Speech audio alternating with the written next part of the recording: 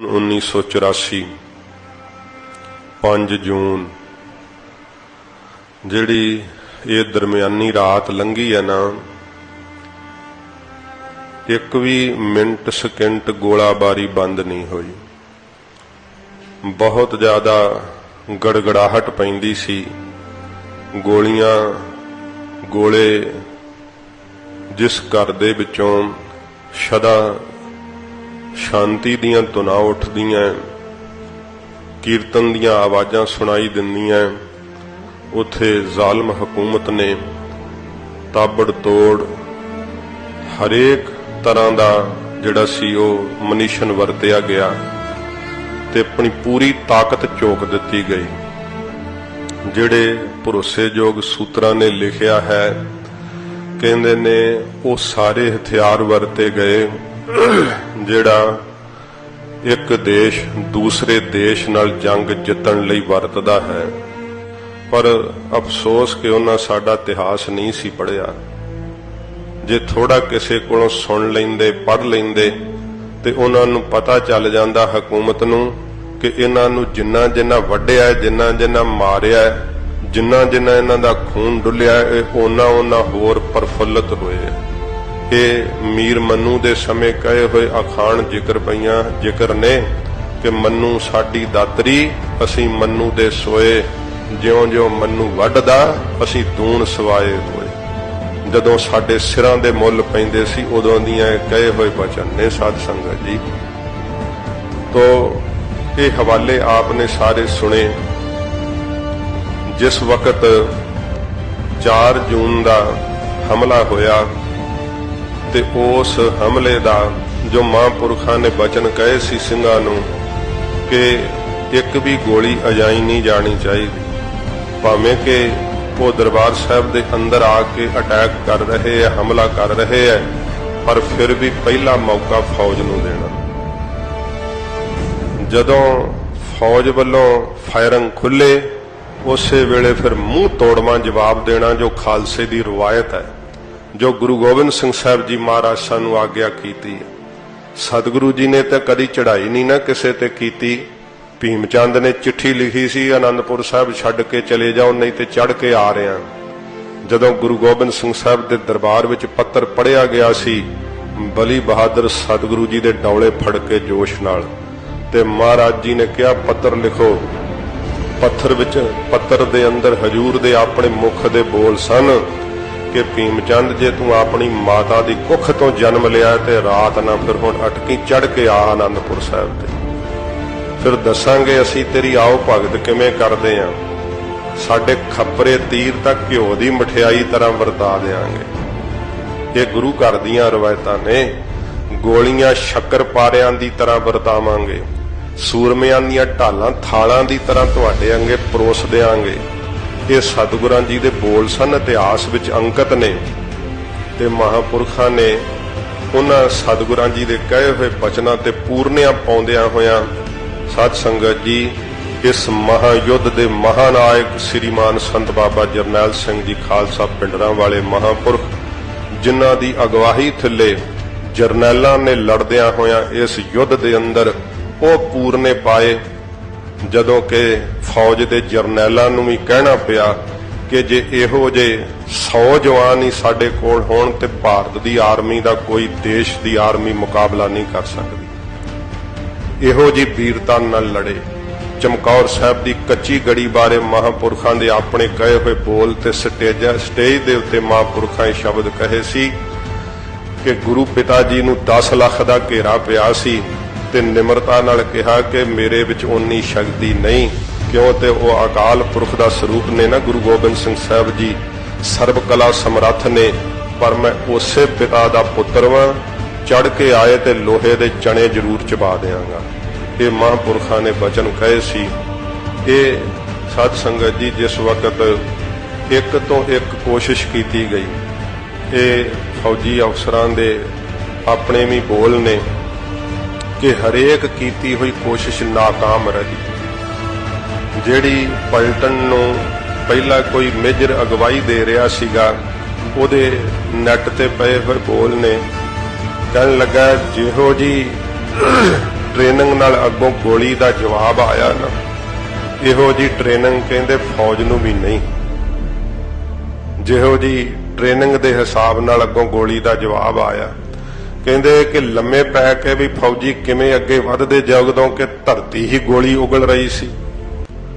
गोली इस तरीके नाल आ रही सी कि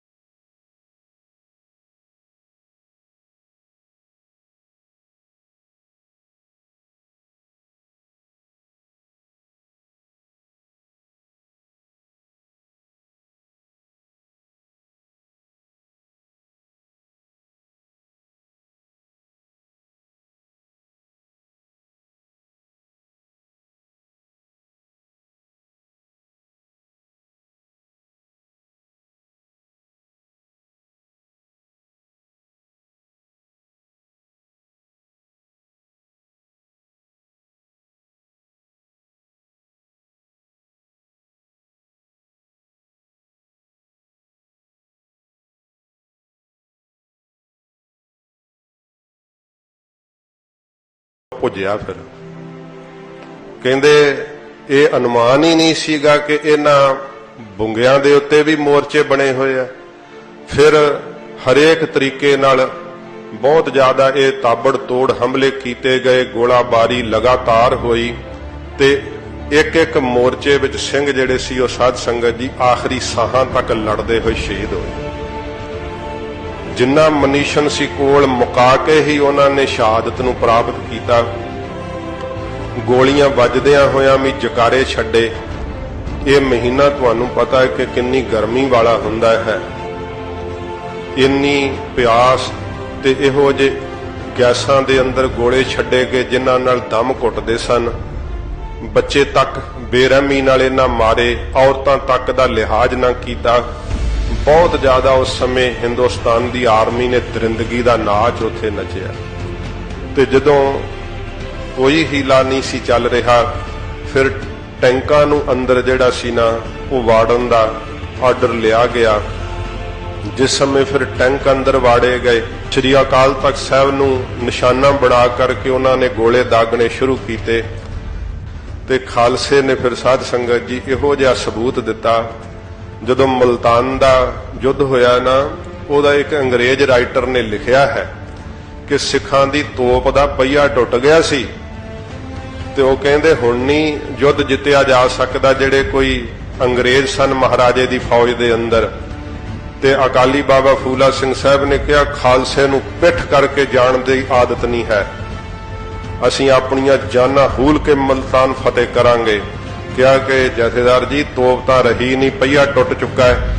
ਕਹਿੰਦੇ ਇੱਕ ਇੱਕ ਸਿੰਘ ਆਪਦਾ ਮੋਢਾ ਉਸ ਪਹੀਏ ਦੀ ਥਾਵੇਂ ਦੇਵੇ ਤੇ ਤੋਪਾਂ ਦੇ ਗੋਲੇ ਤੋਪ ਤੋਂ ਗੋਲਾ ਛੱਡਿਆ ਜਾਵੇ। ਜਦੋਂ ਤੋਪ ਝਟਕਾ ਮਾਰਦੀ ਹੈ ਨਾ ਤੇ ਧੌਣ ਦੀ ਕੰਡੀ ਟੁੱਟ ਕੇ ਹੋ ਜਾਂਦੀ ਸੀ, ਉਸੇ ਸਮੇਂ ਗੋਲਾ ਛੁੱਟਦੇ ਹੀ ਸਿੰਘ ਸ਼ਹੀਦ ਹੋ ਜਾਂਦਾ ਸੀ। ਤੇ ਉਸ ਅੰਗਰੇਜ਼ ਨੇ ਲਿਖਿਆ ਕਿ ਲਾਈਨ ਲੱਗ ਗਈ ਸੀ ਉਸ ਤੋਪ ਨੂੰ ਮੋਢਾ ਦੇਣ ਵਾਸਤੇ, ਲਾਈਨ ਲੱਗ ਗਈ ਸੀ ਕਿ ਲੜਦੇ ਸੀ ਸਿੰਘ ਆਪਸ ਦੇ ਵਿੱਚ ਕਿ ਮੈਂ ਪਹਿਲੋਂ ਮੋਢਾ ਦੇਣਾ, ਮੈਂ ਪਹਿਲੋਂ ਮੋਢਾ ਦੇਣਾ। ਤੇ ਉਸ ਅੰਗਰੇਜ਼ ਨੇ ਲਿਖਿਆ ਮੈਥੋਂ ਵੀ ਨਹੀਂ ਰਿਹਾ ਗਿਆ ਉਸ ਉਹਨਾਂ ਮਰਜੀ ਬੜਿਆਂ ਵੱਲ ਵੇਖ ਕੇ ਕਿ ਮਰਨ ਨੂੰ ਇੰਨੇ ਕਾਲੇ ਪੈ ਰਹੇ ਐ। ਕਹਿੰਦਾ ਮੈਂ ਵੀ ਉਸ ਕਤਾਰ ਵਿੱਚ ਲੱਗ ਗਿਆ ਕਿ ਮੈਂ ਵੀ ਮਰਨਾ ਇਸ ਮੋਢਾ ਦੇ ਕੇ ਇਸ ਤੋਪ ਨੂੰ। ਕਹਿੰਦਾ ਪਰ ਜਦੋਂ ਮੇਰੀ ਵਾਰੀ ਆਉਣੀ ਸੀ ਉਹਨਾਂ ਚਿਰ ਨੂੰ ਤੋਪ ਦਾ ਗੋਲਾ ਵੱਜਣ ਨਾਲ ਪਾੜਾ ਪੈ ਗਿਆ ਕੰਧ ਦੇ ਅੰਦਰ ਤੇ ਅਕਾਲੀ ਜੀ ਘੋੜੇ ਨੂੰ ਕੁਦਾ ਕੇ ਜਾ ਅੰਦਰ ਵੜੇ ਸਨ। ਤੇ ਮੈਂ ਕਹਿੰਦਾ ਦੁਨੀਆ ਨੂੰ ਇਤਿਹਾਸ ਸਿੱਖਾਂ ਦਾ ਦੱਸਣ ਲਈ ਜਿਉਂਦਾ ਰਹਿ ਗਿਆ ਕਿ ਸਿੱਖ ਇਹੋ ਜੀ ਜਾਂਬਾਜ਼ ਕੌਮ ਹੈ। ਇਹ ਇਵੇਂ ਸ਼ਹਾਦਤ ਦੀ ਦੇਵੀ ਨੂੰ ਵਰਦੇ ਆ ਜਿਵੇਂ ਸ਼ਮਾ ਦੇ ਉੱਤੇ ਆ ਕਰਕੇ ਭਮਟੇ ਜਿਹੜੇ ਆ ਨਾ ਪਤੰਗੇ ਉਹ ਸੜਦੇ ਆ ਨਾ, ਇਵੇਂ ਹੱਸ ਕੇ ਸ਼ਹਾਦਤ ਪਾਉਂਦੇ ਆ। ਅੰਦਰ ਜਦੋਂ ਇਹ ਸਾਧ ਸੰਗਤ ਜੀ ਬਖਤਰਬੰਦ ਗੱਡੀਆਂ ਤੇ ਟੈਂਕ ਵਾੜੇ ਗਏ, ਇਹਦਾ ਫਿਰ ਜਵਾਬ ਦੇਣ ਲਈ ਧੰਨ ਹੀ ਉਹ ਭਾਈ ਮੋਹਰ ਸਿੰਘ ਜੀ ਹੈ ਤਾਂ ਸਾਧ ਸੰਗਤ ਜੀ ਪੰਡਤ ਸਨ, ਪਰ ਮਹਾਂਪੁਰਖਾਂ ਦੇ ਮੁਖ ਤੋਂ ਗੁਰਮਤ ਦਾ ਉਪਦੇਸ਼ ਸੁਣ ਕੇ ਖੰਡੇ ਬਾਟੇ ਦਾ ਅੰਮ੍ਰਿਤ ਛਕਿਆ ਸੀ। ਦੋ ਉਹਨਾਂ ਦੀਆਂ ਲੜਕੀਆਂ ਸੀ, ਇੱਕ ਦਾ ਨਾਮ ਸੀ ਸਤਨਾਮ ਕੌਰ, ਇੱਕ ਦਾ ਨਾਮ ਸੀ ਵਾਹਿਗੁਰੂ ਕੌਰ। ਤੇ ਇਹਨਾਂ ਛੋਟੀਆਂ ਬੱਚੀਆਂ ਨੂੰ ਫਿਰ ਉਹਨਾਂ ਨੇ ਬੰਬ ਬੰਨ ਕਰਕੇ ਉਹਨਾਂ ਟੈਂਕਾਂ ਤੇ ਤੋਪਾਂ ਨੂੰ ਉਡਾਇਆ। ਬਖਤਰਬੰਦ ਗੱਡੀਆਂ ਨੂੰ ਆਪ ਵੀ ਉਹਨਾਂ ਨੇ ਆਪਣੇ ਸਰੀਰ ਨਾਲ ਬੰਬ ਬੰਨ ਕੇ, ਤੇ ਉਹਨਾਂ ਦੀ ਧਰਮ ਪਤਨੀ ਨੇ ਵੀ ਇਸ ਮਹਾਯੁੱਧ ਦੇ ਅੰਦਰ ਸ਼ਹਾਦਤ ਪ੍ਰਾਪਤ ਕੀਤੀ। ਤੇ ਇਹ ਸਾਧ ਸੰਗਤ ਜੀ ਟੈਂਕਾਂ ਤੇ ਤੋਪਾਂ ਦੇ ਹਮਲੇ ਨੂੰ ਵੀ ਉਹਨਾਂ ਨੇ ਨਕਾਰਾ ਕੀਤਾ। ਇਹ ਜਿਹੜਾ ਅੱਜ 5 ਜੂਨ ਦਾ ਦਿਨ ਹੈ ਨਾ, ਇਹ 5 ਜੂਨ ਦੇ ਦਿਨ ਸਾਧ ਸੰਗਤ ਜੀ ਅੰਮ੍ਰਿਤਸਰ ਸਾਹਿਬ ਦੀ ਧਰਤੀ ਜਿਹੜੀ ਸੀ ਉਹ ਗੜਗੜਾ ਰਹੀ ਸੀ। ਬਹੁਤ ਬੁਰੀ ਤਰ੍ਹਾਂ ਜਿਹੜਾ ਸੀ ਫੌਜ ਹਮਲਾ ਬੋਲ ਰਹੀ ਸੀ, ਕਦੇ ਕਿਸੇ ਤਰੀਕੇ ਨਾਲ ਕਦੇ ਕਿਸੇ ਤਰੀਕੇ ਨਾਲ ਫੌਜ ਦੇ ਅਫਸਰ ਖਿੱਚ ਚੁੱਕੇ ਸੀਗੇ।